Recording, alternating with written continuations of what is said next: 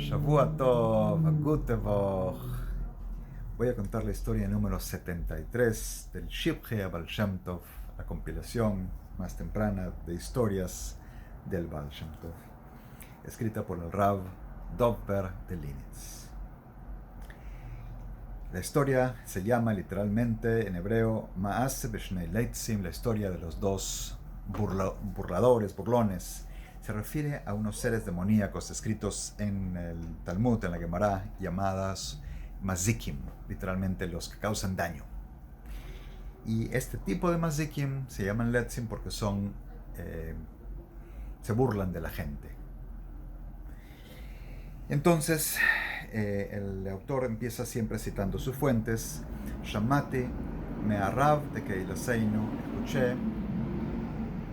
escuchamos del Rav de la comunidad de donde él viene, el Rav Gedalia de Linitz, y también del Rav de la comunidad de Polnoy, o sea, el Rav Yaakov Yosef de Polnoy, que es uno de los grandes alumnos del Baal Shem Tov, cuya historia he mencionado ya en ocasiones anteriores.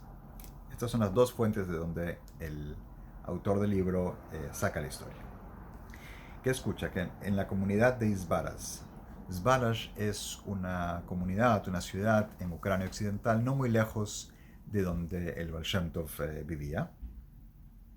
Aparecieron en la sinagoga de las mujeres estos dos mazikim.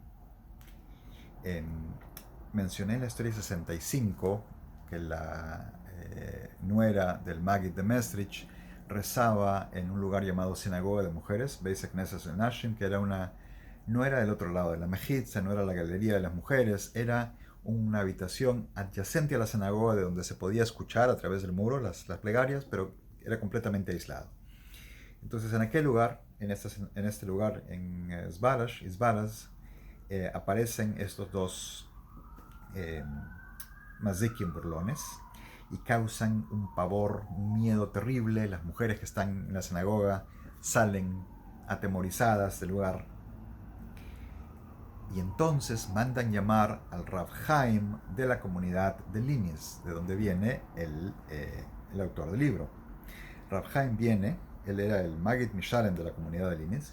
Él viene, se sienta en la sinagoga y empieza a estudiar Torah y de sus estudios, logra que estos mazikim se vayan, pero en venganza los mazikim van a donde estaban los hijos del Rav Chaim y le causan daño a estos niños. Entonces mandan llamar al Baal Shem Tov.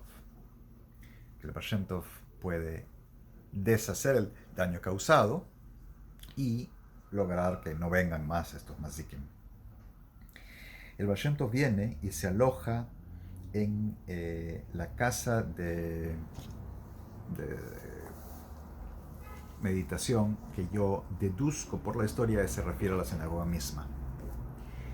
Viene con el sofer Moreno Tzvi. Y el Baal Shem Tov también manda a que traigan a los dos niños a quienes los mazikim le han causado daño. Y aquella noche ponen en un lugar donde los niños se van a recostar a dormir, y el Baal Shem Tov y el sofer se sientan a lados opuestos de las cabeceras de una mesa. El Baal Shem Tov pone su cabeza sobre una almohada y recuesta la cabeza allí para dormir. No se habían dormido todavía y en la puerta de la sinagoga aparecen los mazikim.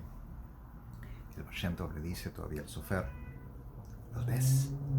El sofer se asusta de tal manera que agarra la almohada del Baal Shem Tov, se cubre la cara, la cabeza como un niño pequeño para no verlos por el terror que les tiene.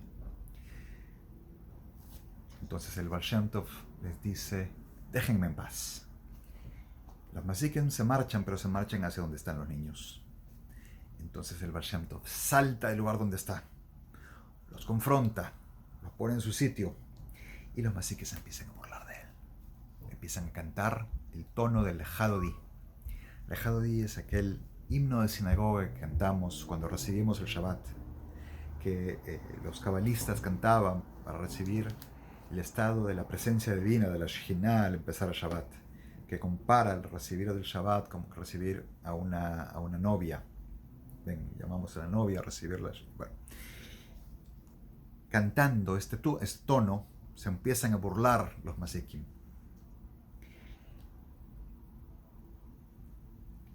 Entonces el Baal Shem Tov los confronta, impide que se vayan a donde esos niños y les dice: ¿a dónde creen que van? Los Masikim no le tienen miedo. Les dicen: ¿a ti qué te importa? Y continúan cantando su Lejado Di, burlándose del Baal Shem Tov. El Baal Shem Tov, dice el libro, Asa Masha Asa, hizo lo que hizo.